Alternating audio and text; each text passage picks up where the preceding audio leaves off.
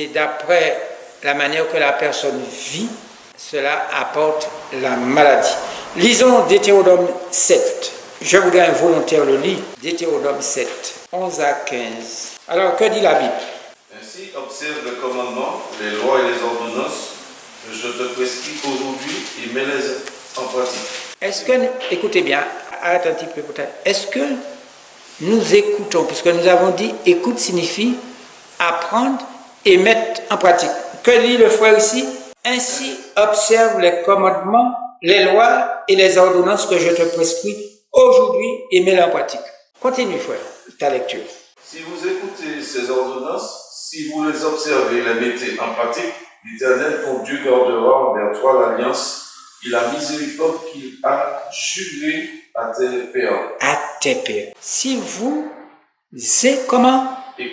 écoutez ces ordonnances, si vous les quoi? Les observer et les mettre en pratique.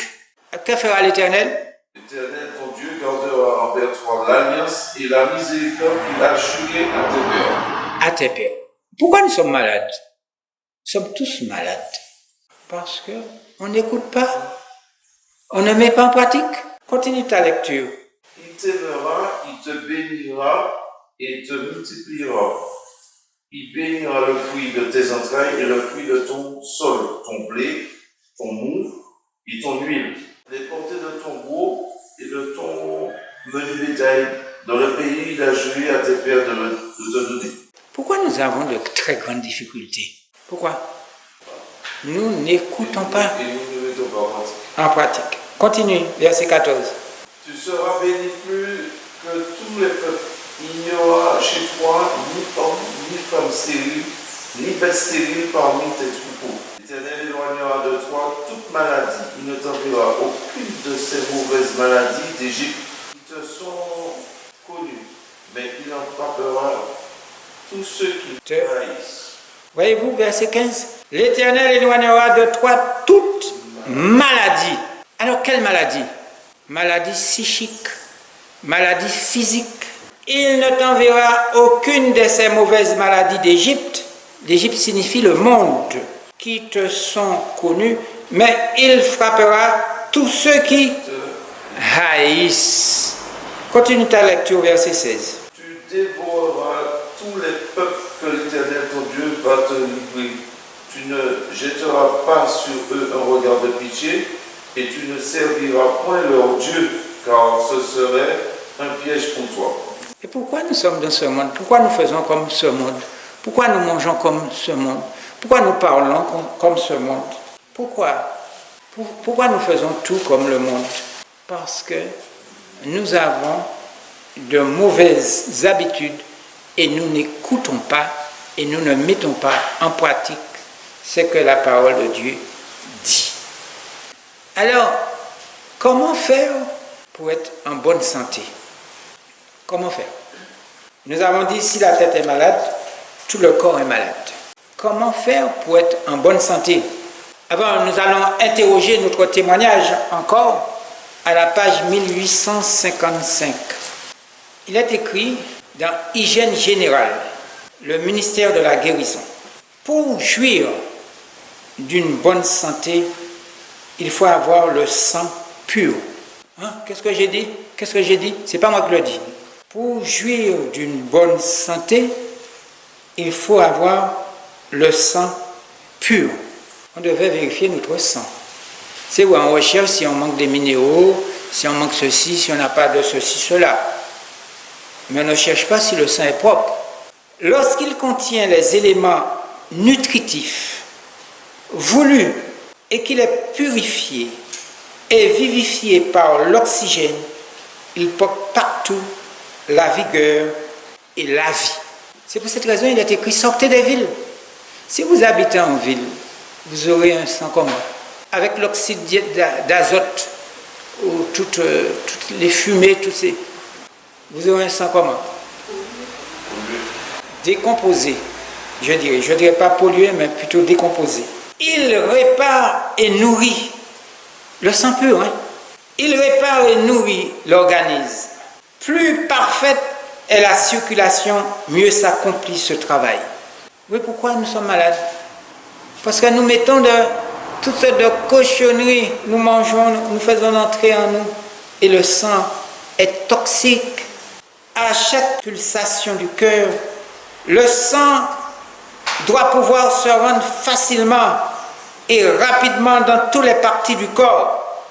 Mais parfois, le sang est bouché par les graisses d'animaux, les mauvaises graisses, la taille serrée, les vêtements étroits, la protection insuffisante des extrémités, en un mot, tout ce qui entrave sa circulation le retient dans les organes vitaux et les congestionne. Nous mettons des vêtements serrés pour dire que je suis beau, je suis belle. Des vêtements étroits, la protection insuffisante des extrémités, en un mot, tout ce qui entrave sa circulation le retient dans les organes vitaux et les congestionne. Il en résulte souvent des maux de tête, de la toux, des palpitations de cœur et des indigestions. Voyez-vous, pour avoir un sang pur, il faut respirer convenablement. Pour avoir un sang pur, pas moi qui le dis. Des inspirations profondes au grand air apportent aux poumons l'oxygène qui purifie le liquide nourricier. Voyez-vous, le sang est un liquide comment? Nourricier. Alors si le sang n'est pas pur, il n'est pas nourricier. Celui-ci prend dès lors une tête rouge vif et va porter la vie dans toutes les parties du corps. Voyez-vous, l'hygiène. L'hygiène, ce n'est pas aller pour faire dormir la maladie et puis je suis bien.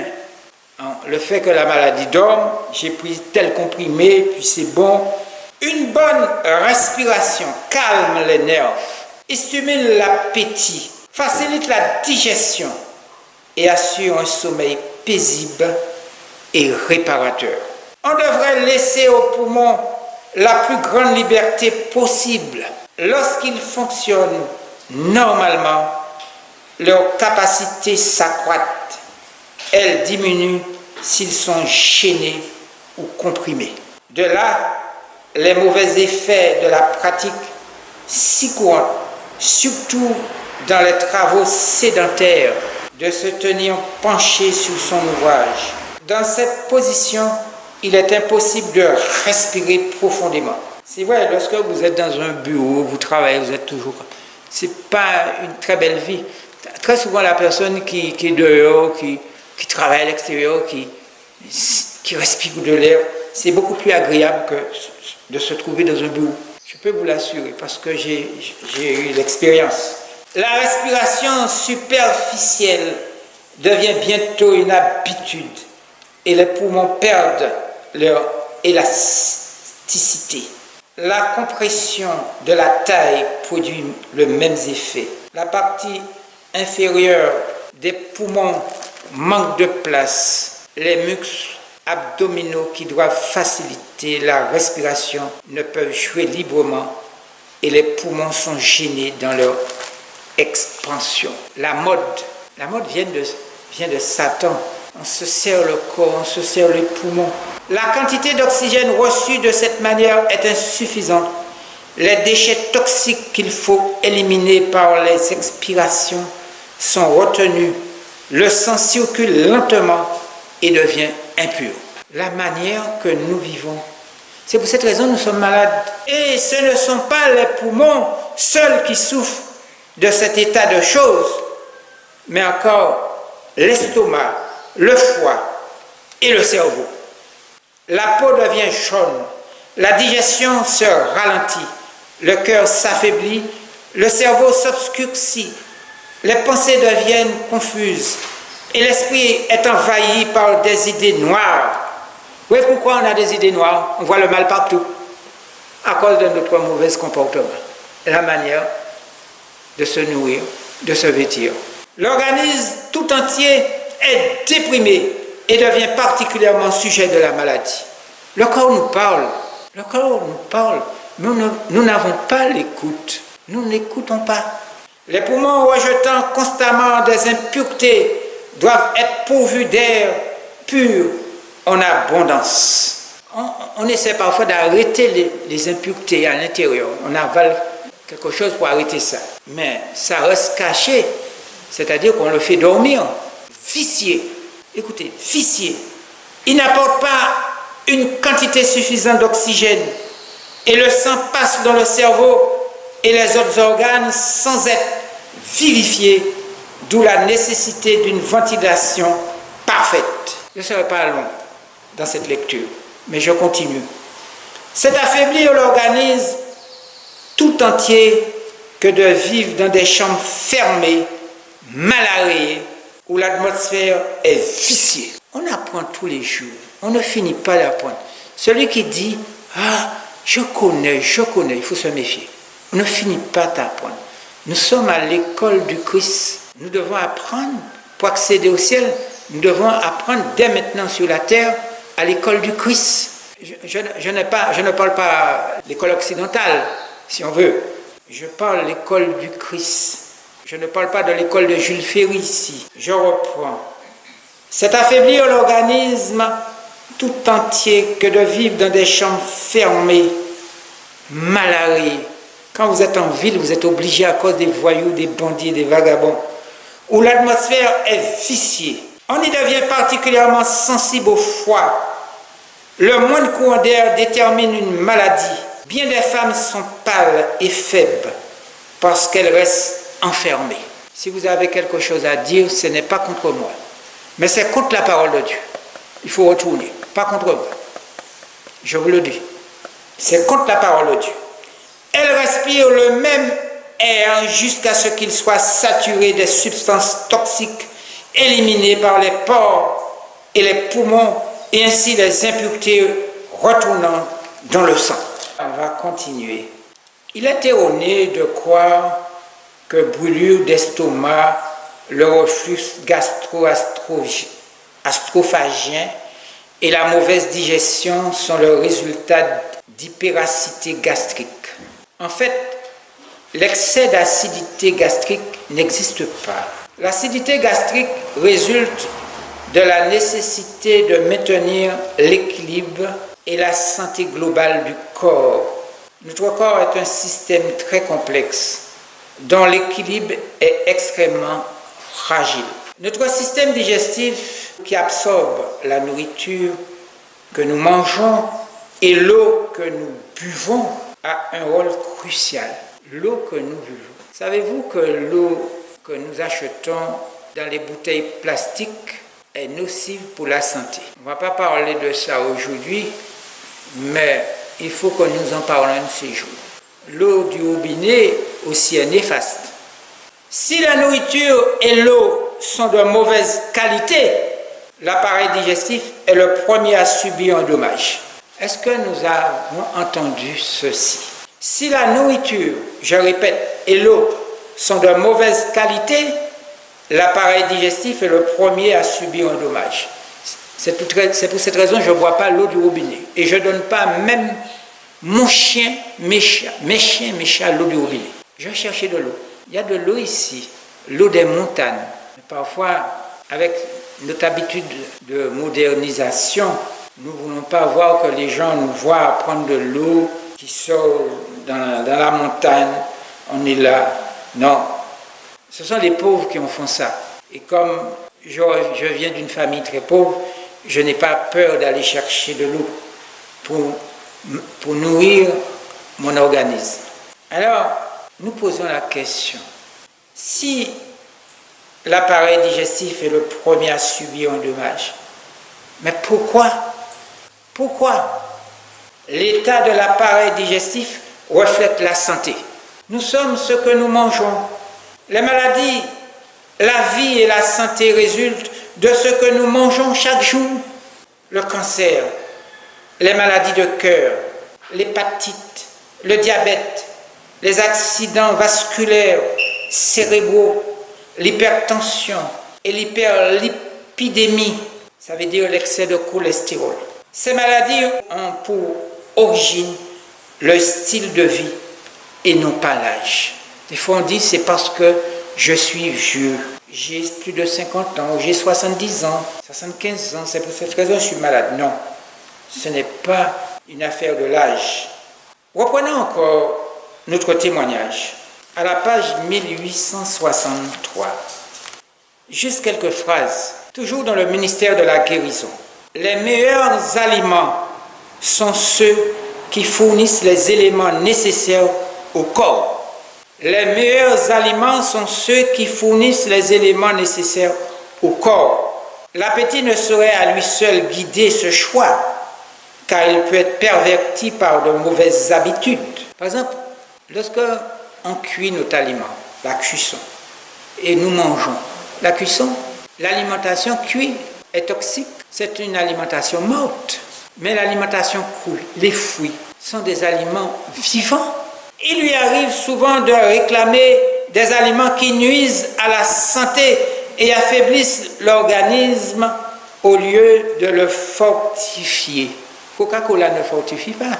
On ne peut davantage se fier aux coutumes de la société, car la maladie et la souffrance qui prévalent partout sont dues en grande partie aux erreurs populaires sur la manière de se nourrir.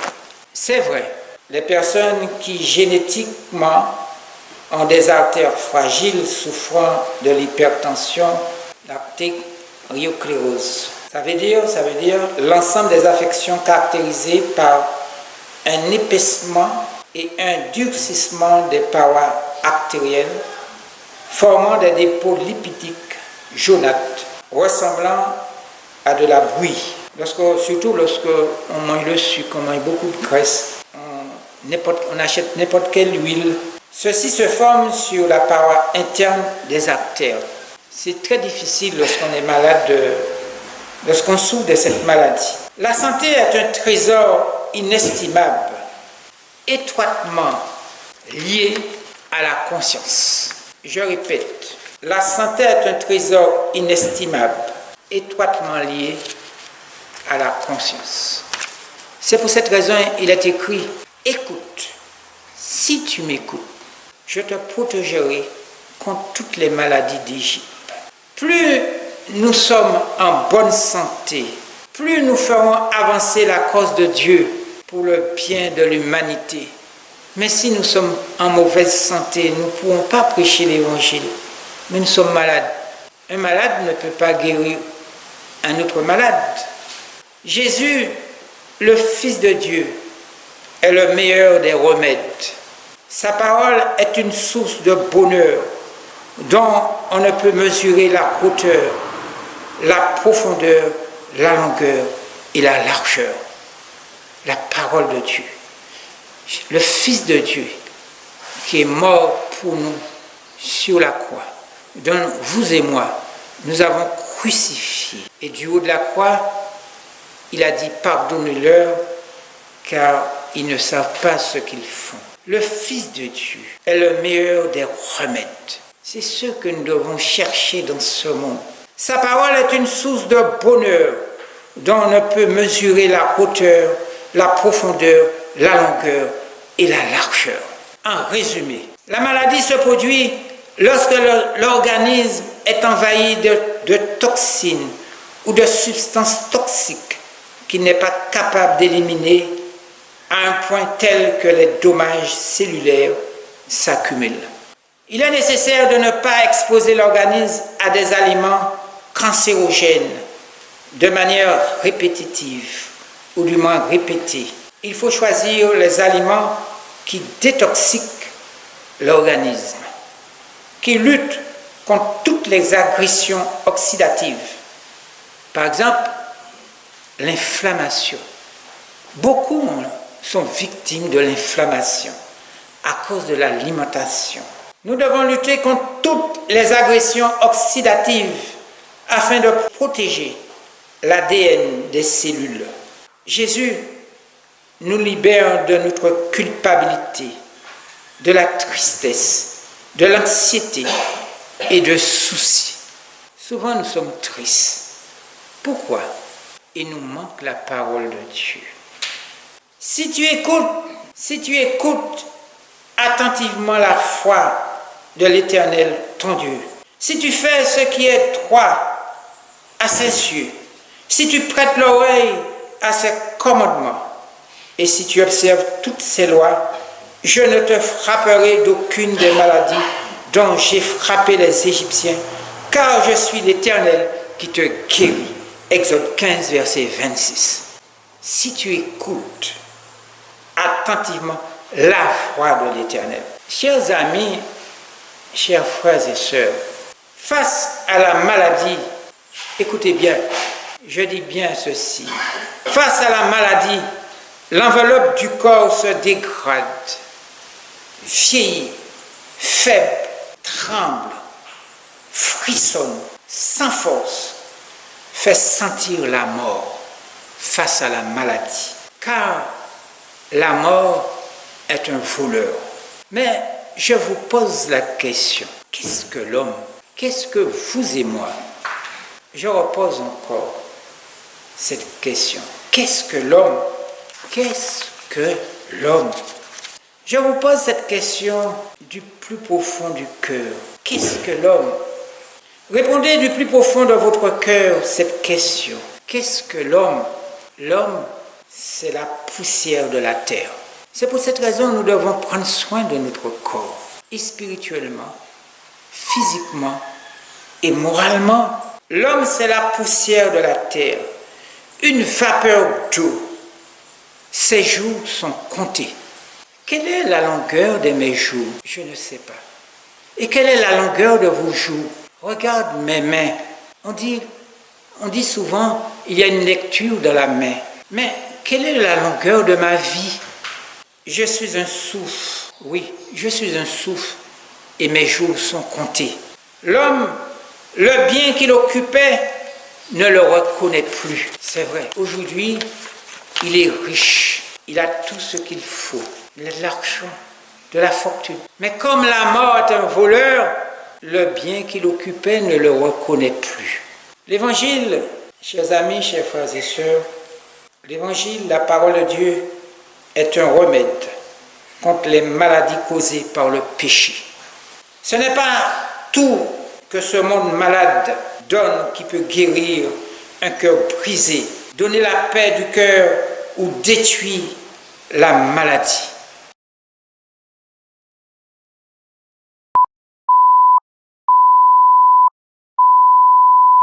Ni la célébrité, ni le génie, ni le talent ne peuvent réjouir le cœur triste. La parole de Dieu en nous est le seul espoir dans un monde. Je dis bien, la parole de Dieu est le seul espoir dans un monde malade et pourri. C'est ma prière pour vous et pour moi-même.